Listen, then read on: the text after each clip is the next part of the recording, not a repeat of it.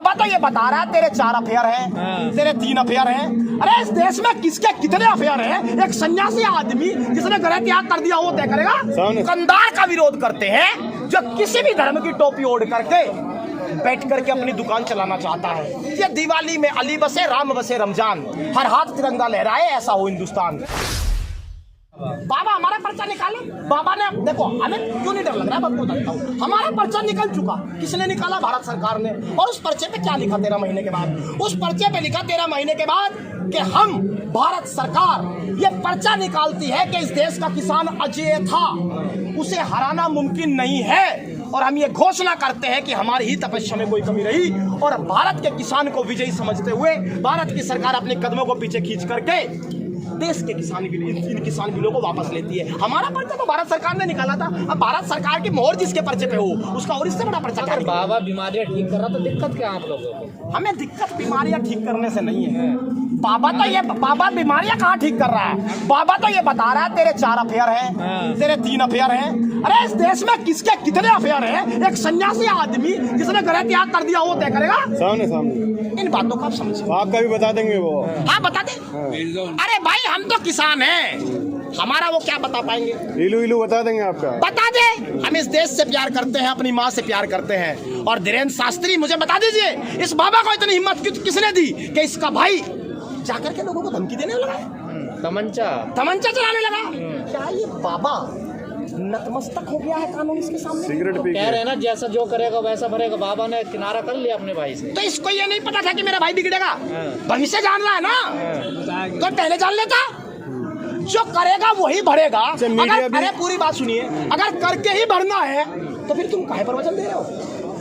फिर तुम कहीं का भविष्य जान रहे हो? करके ही भरना है और उसका परिणाम करने के बाद ही आएंगे तो तुम बाबा ब्राह्मण कुल से हैं, ज्ञानी है, ब्रह्मांड का ज्ञान है उनको। आप कैसे इग्नोर कर सकते हो उनको? ब्राह्मण कुल से इस देश की संस्कृति आई है, ब्राह्मणों का सम्मान है। लेकिन ब्राह्मण के नाम की चादर ओढ़ करके अगर कोई धंधा और बिजनेस करेगा उसका विरोध होगा। आप गुंडा बता रहे हो जी?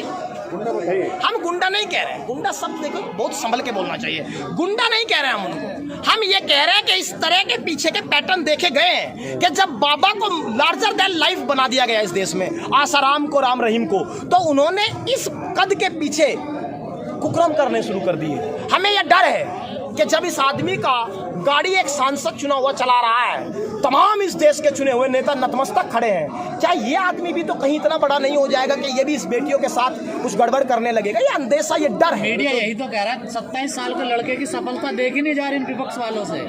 27 साल का लड़का तो कहीं नहीं IAS बन गया, कहीं नहीं कलेक्टर बन गया, कहीं नहीं इसने यूक्रेन का युद्ध रुकवा दिया, कहीं नहीं इस देश की GDP इसने बढ़ा दी, कहीं नहीं नोटबंदी में 99.4% नोट वापस चले गए। प्रधानमंत्री की समझ में नहीं आ रहा है नोट आए।